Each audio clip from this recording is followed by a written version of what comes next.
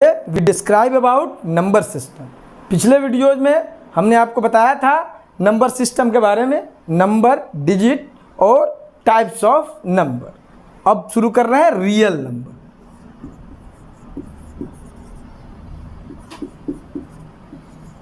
Real number का पिछले videos में डिफिनेशन दिया गया था, a number which can be expressed in number on the number line and can be expressed in decimal representation is called real number.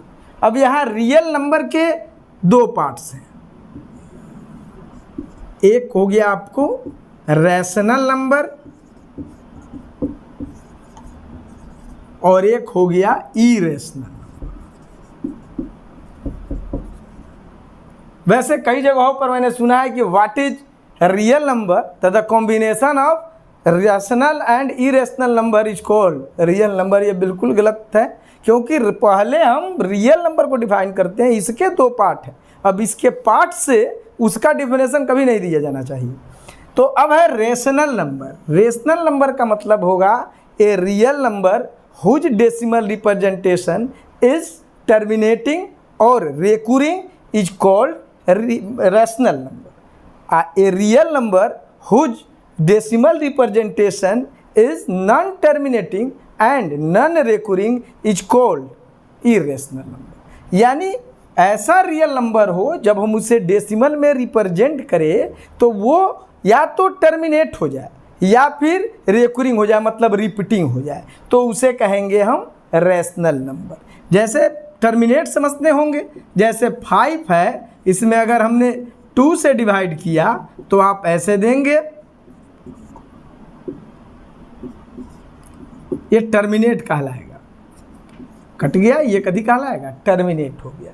और recurring का मतलब है कि अगर 10 में हमने 3 से दिया,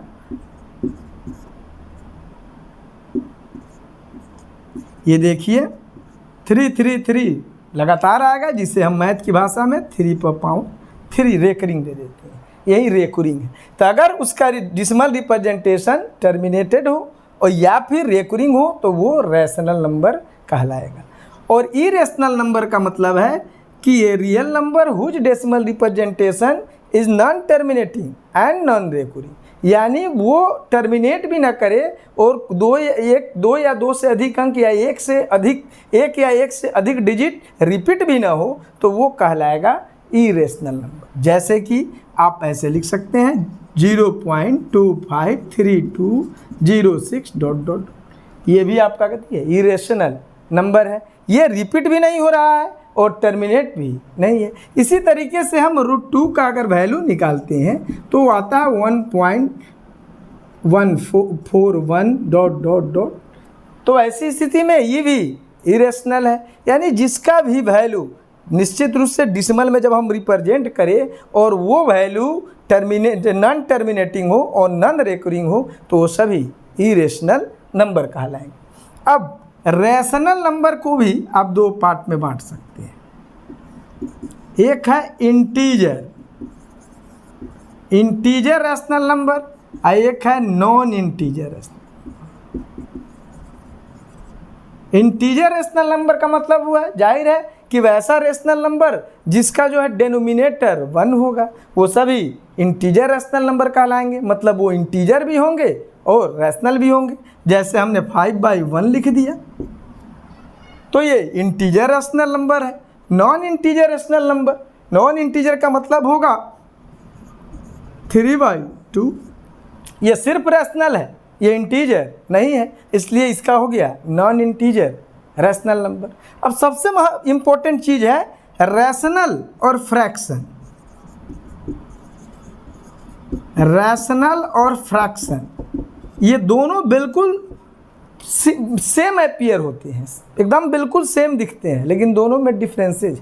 जैसे कि मान लीजिए कि आपके मैथ की एग्ज़ाम हो रही है स्कूल में और वो मैक्सिमम जो है मार्क है आपका 80 और उसमें आपका ऑब्टेन्ड मार्क्स है आपको 20, तो आपके टीचर आपके कॉपी पर 20/80 रिप्रेजेंट करते हैं।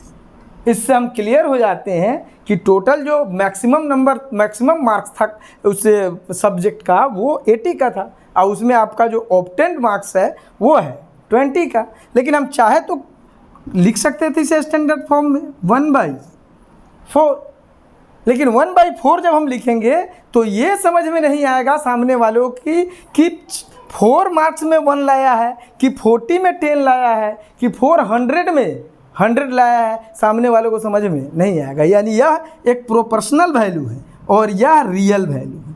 यानी जो रियल इवेंट को रिप्रेजेंट करेगा वो फ्रैक्शन कहलाएगा, और जो प्रोपोर्शनल यानी उसके स्टैंडर्ड फॉर्म को रिप्रेजेंट करेगा वो कहलाएगा रैशनल। तो नियमता 2/6 ये रैशनल नहीं, ये फ्रैक्शन नंबर है। अगर 1 इसको स्टैंडर्ड फॉर्म में ला दे 1/3 तो ये आपका फ्रैक्शन नंबर होगा और ये रैशनल नंबर, जो दोनों दिखते बिल्कुल सेम है। ये अंतर समझ गए। दूसरी है कि जो फ्रैक्शन है वो कभी निगेटिव नहीं हो सकती है, फ्रैक्शन हमेशा पॉजिटिव में ही रहेंगे, जबकि रैशनल जो नंबर है वो पॉजिटिव भी हो सकता है और निगेटिव भी हो सकता है। अब फ्रैक्शन को जैसे मान लीजिए 2/5 हमको ये पॉसिबल दिखता है, मान लीजिए आप 50/20 ये पॉसिबल दिखता है कि किसी ने 50 मार्क्स का एग्ज़ाम दिया और उसे उसमें 20 मार्क्स आ गए होंगे, ये पॉसिबल है।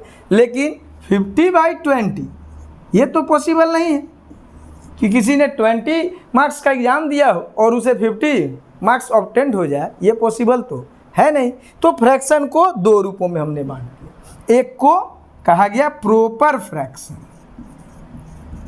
इसको कहा गया इम्प्रॉपर फ्रैक्शन।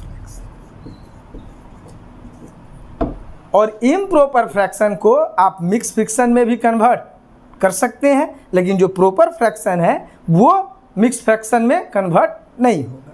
दूसरी बात जानिए कि जो रियल नंबर के जो पार्ट है रैशनल नंबर, रैशनल और फ्रैक्शन, इन दोनों में ऐसा कई जगहों पर लोग बताते हैं कि सभी रैशनल नंबर फ्रैक्शन है या सभी फ्रैक्शन रैशनल है। तो ऐसा कोई ज़रूरी नहीं है, न सभी रैशनल फ्रैक्शन है और न सभी फ्रैक्शन रैशनल है। कुछ ऐसे कंडीशंस होते हैं जिसमें वो नंबर फ्रैक्शन भी कहलाता है और वही नंबर रैशनल भी कहलाता है। जैसे मान लीजिए हम यहाँ 100 स्टूडेंट हमारे पास बैठे हुए हैं, 100 स्टूडेंट पे मान लीजिए कि 40 स्टूडेंट ब्रिलियंट है, तो हम उसका देते हैं 40/100 कि ब्रिलियंट का जो फ्रैक्शन है वो 40/100 है। लेकिन जब रैशनल नंबर में कन्वर्ट करते हैं, मतलब इसे स्टैंडर्ड फॉर्म में लाते हैं, तो 2/5 हो जाता है।